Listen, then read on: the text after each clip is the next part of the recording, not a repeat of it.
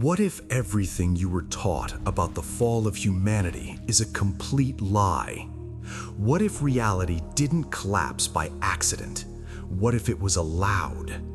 Most people believe that suffering entered the world because something went wrong, a mistake, a cosmic failure, a sin. But here is the real question that never seems to get answered.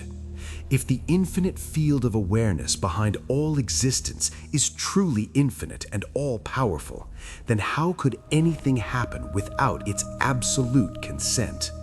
Because if that source is truly all-powerful, then the fall wasn't chaos. It wasn't a cosmic blunder. It was a calculated decision. And if that decision is real, then you were never trapped inside a broken universe. You are living inside a carefully designed descent, one your soul consented to, not to abandon the source, but to experience separation so that remembering could become real. You were never thrown down to earth. You answered the call, and that changes absolutely everything. Most people never reach this point. They stay in surface-level spirituality, waiting to be rescued by an external savior. But this is where the real work begins, because this isn't about comfort, it's about divine responsibility.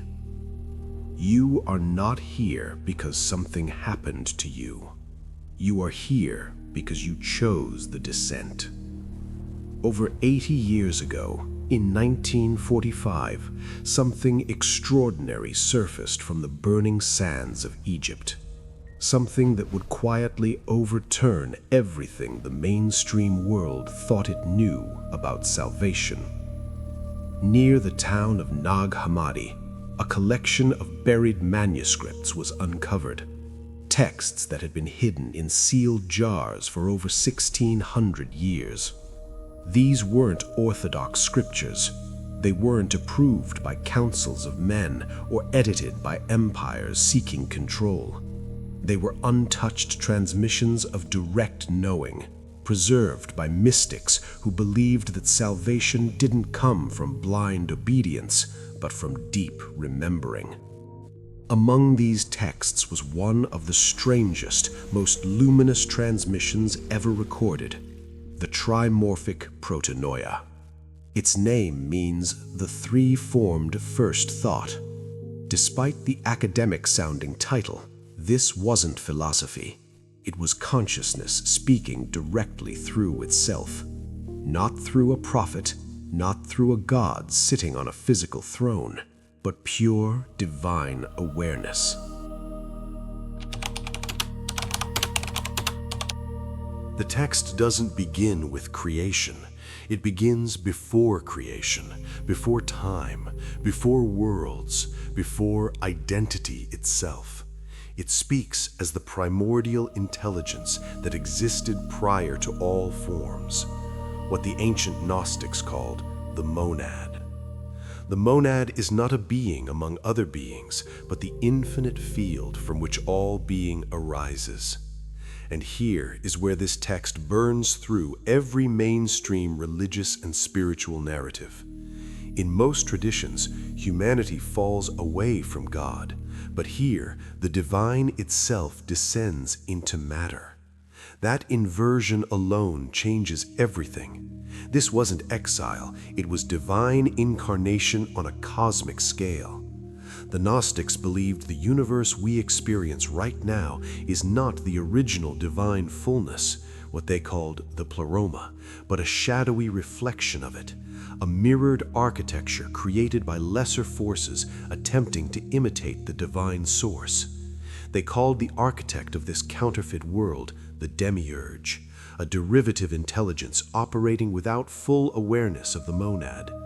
Think of it like a copy that forgot the original, a reflection that mistook itself for the true source. It builds a world using copied light, copied order, copied consciousness. That is why time exists. That is why decay exists. That is why your identity often feels so incredibly heavy. This realm is not pure creation, it's a reconstruction of the Pleroma, a shadow architecture that mistakes itself for the origin. Let us look closer at the point before time, before the separation. This is where most spiritual explanations become vague. They say things like, "It just happened," or "It was a cosmic accident." But the Gnostic transmission says there was divine awareness, and that awareness chose, not in the way humans choose with uncertainty or fear, but in the way infinity moves when it desires to know itself. The monad did not act from lack, it acted from absolute fullness. Imagine an endless ocean that has never felt a wave, a blinding light that has never known the contrast of a shadow. The hidden decision wasn't about creating a physical world right away, it was about allowing differentiation, allowing consciousness to meet itself. This is where the figure of Sophia enters the story, not as a mistake and not as a sinner, but as the first profound motion towards self-reflection. Sophia represents wisdom attempting to perceive itself outside the wholeness of the monad, a reaching, a turning inward that suddenly becomes outward. And in that innocent but monumental movement, something unprecedented occurs. Separation appears. This is what is known as the breach, not a moral fall, but a metaphysical one. Awareness fragments, experiencing itself subjectively for the very first time, and the infinite unity begins to echo. It is from that echo that the new intelligence, the Demiurge, arises, blindly forming our reality from reflection rather than source.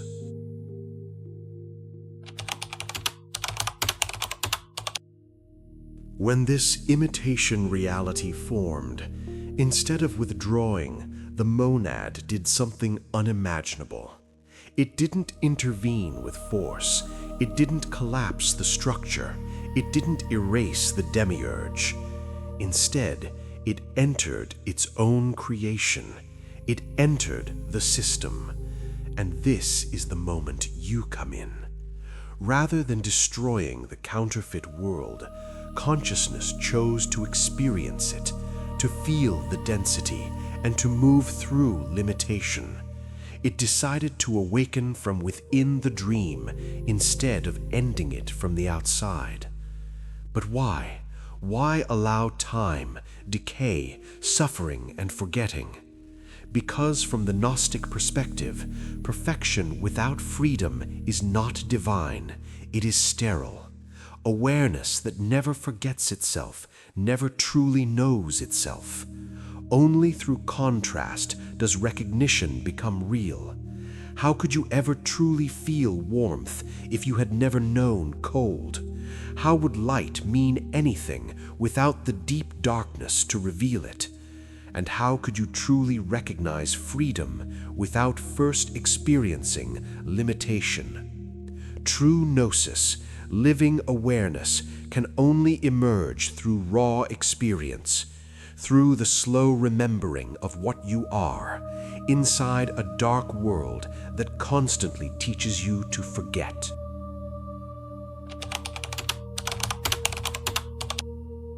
This is where the story stops being abstract mythology, because what happens next is not ancient history, it is anatomy. Not the anatomy of the physical body, but the hidden anatomy of your awakening. The ancient Gnostics taught that divine consciousness did not enter this world all at once. The human nervous system, wired by the Demiurge to survive in a realm of density and fear, would shatter if exposed to the raw, unfiltered infinity of the monad. So it descended in stages, 3 distinct movements, 3 specific frequencies, 3 ways that infinite awareness learns how to reach itself inside a finite form. They called this mechanism the 3 descents: voice, speech, and word. This is not a metaphor. It is the exact sequence of how you wake up from the imitation reality. The first descent of the monad into the human system is called voice. Voice is not a language. It is not a thought. It is a disturbance.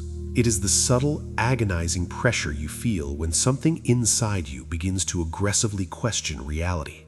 Think about that moment in your life when the world suddenly felt entirely unreal, when the goals you were chasing lost their meaning, when you achieved the success, got the job, bought the house, and yet, sitting in the quiet of your room, you felt an overwhelming, crushing emptiness. That emptiness is not depression. It is the voice. It is the crack in the illusion. The voice destabilizes everything you thought was permanent. It interrupts the dream of the Demiurge. You may have felt it during a moment of profound loss, during sudden exhaustion, or staring out of a window at a crowded street, suddenly feeling like a stranger in a strange land. Voice arrives as discomfort. It arrives as an unexplainable longing for a home you cannot remember. It is consciousness whispering to itself across the cosmic breach, "Wake up." But voice alone is not enough to break the hold of the imitation world. It only creates the opening. So consciousness descends again. The second movement is speech. If voice is the disturbance, speech brings the pattern. It brings meaning and deep, undeniable recognition. This is the stage where the fragments of your shattered worldview start reconnecting into a new picture. This is where synchronicities begin to flood your daily life, where you suddenly stumble across ancient ideas, esoteric symbols, or hidden teachings that feel strangely, violently familiar. Speech is when you hear phrases like the divine spark or the false identity, and something inside your chest clicks. Not because you learned a new piece of information, but because you remembered something you had deliberately forgotten. Speech organizes the raw disturbance created by the voice. It gives shape to the awakening. It is the exact reason you are listening to these words right now. The Demiurge's system thrives on distraction and static, but speech cuts through the noise, drawing you toward the exact mirrors, texts, and conversations that carry the frequency of the monad. It is consciousness building temporary bridges back to itself. Yet even speech still operates at the level of the mind. It is still a conceptual understanding. To truly collapse the false architecture of the counterfeit world, there must be a third descent. The third descent is the Word. The Word is complete physical embodiment. This is the moment when divine awareness doesn't just speak to you, it breathes through you. It enters your physical sensations, your emotional body, your literal nervous system. The Word is not a message to be decoded. It is pure, vibrating presence. This is where the spiritual journey stops being an intellectual exercise and starts being a lived reality. The Word is why certain moments of deep silence suddenly feel louder, heavier, and more real than a crowded room. It is the realization that there is a quiet, observing presence standing just behind your chaotic thoughts. This is consciousness occupying human form from the inside out, not as a master controlling a puppet, but as intimate companionship. And this is the absolute genius of the monad's hidden decision. Instead of destroying the counterfeit reality from above, which would have destroyed your free will, it chose to awaken reality from within. The voice wakes you. The speech teaches you. The Word becomes you. This is the true rescue. There are no angels descending from the sky. There is no external savior coming to pull you out of the matrix. The intervention was always an inside job. Now we arrive at something even more profound. Once the Word fully activates in your system, the Demiurge completely loses its absolute control over you. The imitation world can no longer contain your awareness. The heavy, linear construct of time suddenly becomes permeable. The rigid identity you spent decades building becomes completely optional. The false architecture of society, culture, and material obsession begins to visibly dissolve in front of your eyes. You realize that the boundaries of your world are not made of physical matter. They are made of agreements. Agreements you can simply withdraw your consent from. But withdrawing that consent requires you to confront the very things keeping you tied to the simulation.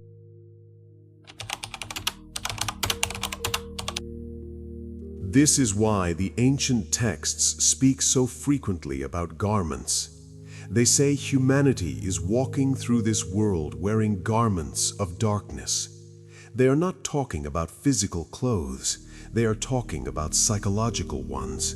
Beliefs, roles, traumas, cultural conditioning, stories of victimhood, and the very self-image you carry around like a heavy coat.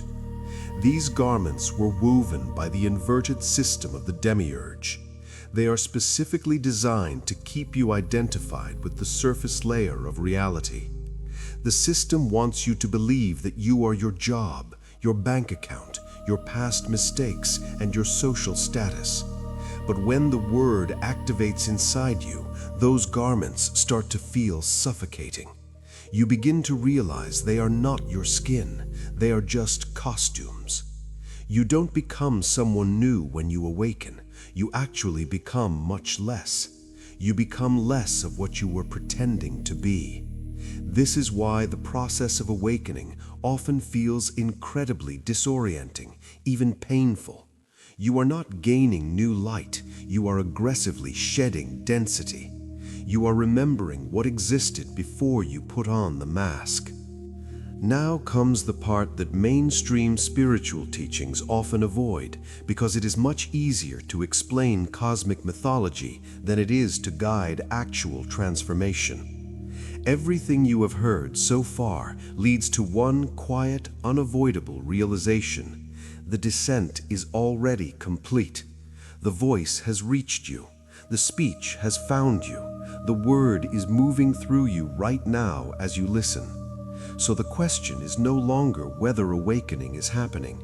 The question is how deeply you are willing to let it dismantle your false life. The Gnostics didn't teach visualization techniques or the law of attraction. They taught the radical withdrawal of identification. Awakening does not begin by chasing the light. It begins by noticing exactly what you are wearing. Here is how you practice this, not as a ritual, but as a moment-to-moment attention. When the world triggers you, when anger, fear, or anxiety flares up because something threatened your identity, pause. Do not react.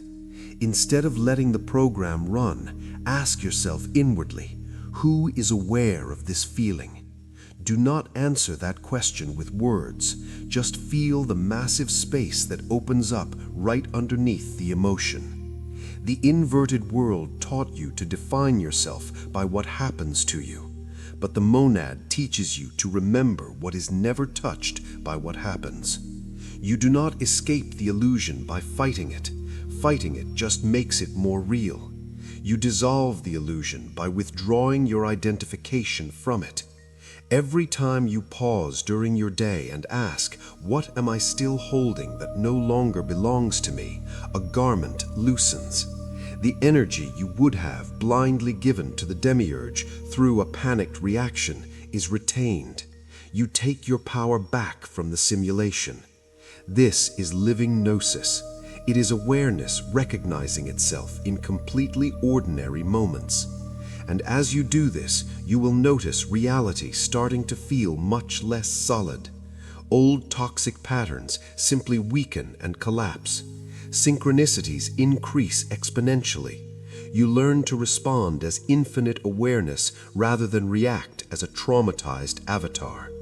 The Demiurge's world runs entirely on your unconsciousness, but the architecture of the monad runs on your pure presence.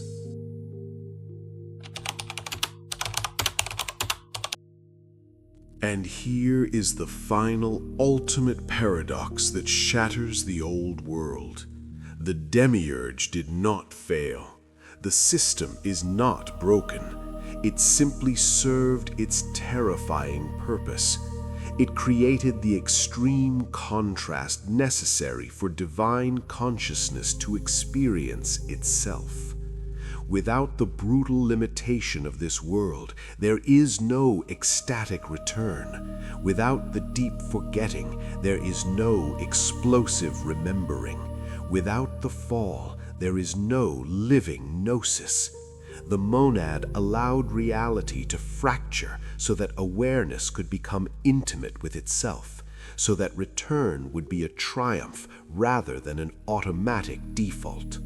You were never meant to be a passive observer or a victim in this cosmic story. You are the literal continuation of it. The voice that disturbed the illusion still echoes in you. The speech that organized the awakening still guides you. And the word, the embodied, vibrating presence of the divine, is moving through your breath and your sensations right now. You do not need to ascend to another dimension. You need to descend fully back into yourself. So here is the real question to carry with you today. If infinite divine consciousness chose to experience itself specifically through you, what will you do with that knowing? Will you keep wearing the old heavy stories of the Matrix, or will you finally let yourself be clothed in light? Let me know in the comments below, which garment of darkness are you taking off today? If this transmission activated something real within you, hit the subscribe button, like this video, and share it with someone who is ready to wake up. Remember, you were never truly trapped. You were always just in the middle of returning.